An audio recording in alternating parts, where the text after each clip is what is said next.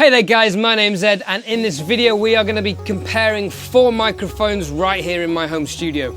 The first microphone will be the legendary Shure SM58, used in studios and live for decades. This is a cardioid microphone, which means it has a polar pattern which dictates that it doesn't pick up much sound from behind the microphone capsule. This is what makes the SM58 great live, and it still sounds warm and smooth in the studio.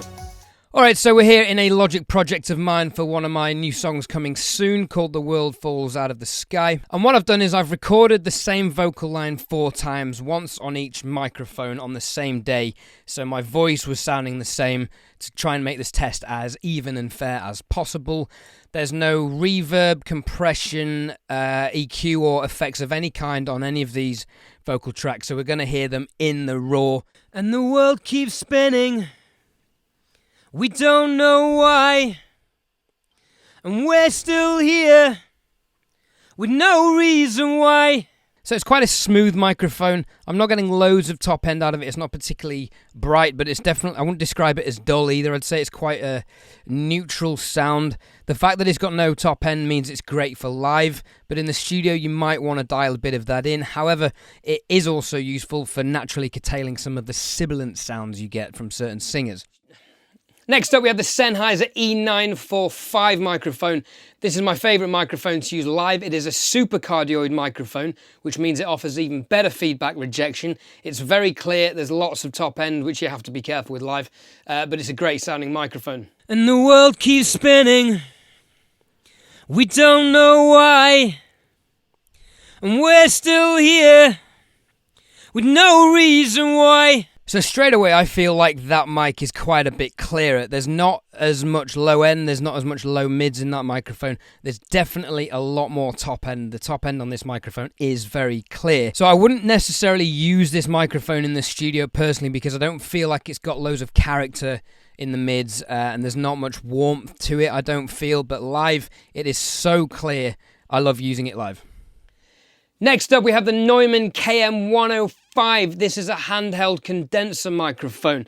It's also a super cardioid microphone. Now, you'd be forgiven for being confused, for thinking, how can it be a condenser microphone, which is supposed to be omnidirectional, and a super cardioid, which is supposed to reject feedback from behind? Well, that's in the design of the microphone, as you'll see in a moment. And the world's still spinning, we don't know why, and we're still here with no reason why. I think this microphone has the most even frequency response out of all the ones we've tried so far. There's more low mids than the Sennheiser. It's very detailed, this microphone, and there's a good top end clarity, but without it unbalancing and overpowering the sound like I think the top end does in the 945. Having used this mic quite a bit in the studio so far, I can tell you it is so detailed. It catches weird noises that I make in the back of my throat when I'm singing from when I had my tonsils out. Very good attention to detail on this microphone. Last but not least, we have the Shure SM7b. If you're into recording vocals in the studio, this is probably a name you've heard thrown around before. This is a dynamic microphone, which means it can take high sound pressure levels. So it often gets used by very loud singers, rock singers and metal singers and screamers. It also gets used on the snare drum amongst other instruments, because it can handle those loud volumes. And the world keeps spinning, we don't know why, and we're still here with no reason why.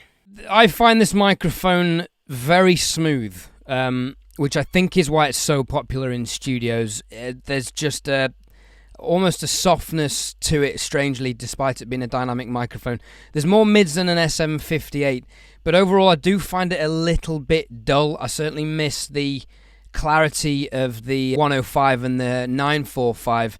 However, it does have a warmth to it, but there's a warmth to the 105 that I like as well, in the low mids, whereas the SM7 has quite a lot of body in the general mids, which I think is what makes it such a good vocal microphone. One good thing about this microphone being dynamic is that if I move off center or if I move away a little bit, the contrast isn't that drastic.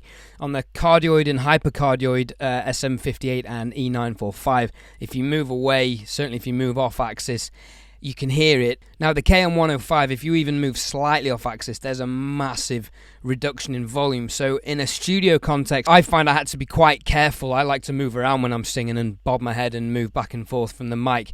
And you can't do that with the 105. You have to be glued right to it. Whereas the SM7b is a bit more forgiving. So let's listen to these microphones back to back so you can hear how they all compare. And the world keeps spinning. We don't know why. And we're still here with no reason why. And the world keeps spinning. We don't know why. And we're still here with no reason why. Alright, so that's a side-by-side comparison of those four microphones. I'd love to know which ones you prefer. Could you tell much of a difference? Is there anything you like about these microphones that I haven't mentioned? Is there anything you dislike? Let me know in the comments below. I'd love to hear your thoughts on that. Let's start a discussion. If you found this video helpful, please subscribe, hit that like button, give it a share if you like on social media. Everyone's watching YouTube at the moment, so let's get everyone watching this channel. Right, I will see you soon. Please also let me know if there's any other kind of video content you'd like on this channel, and I'll see what I can do during these crazy times. Onwards! See you soon.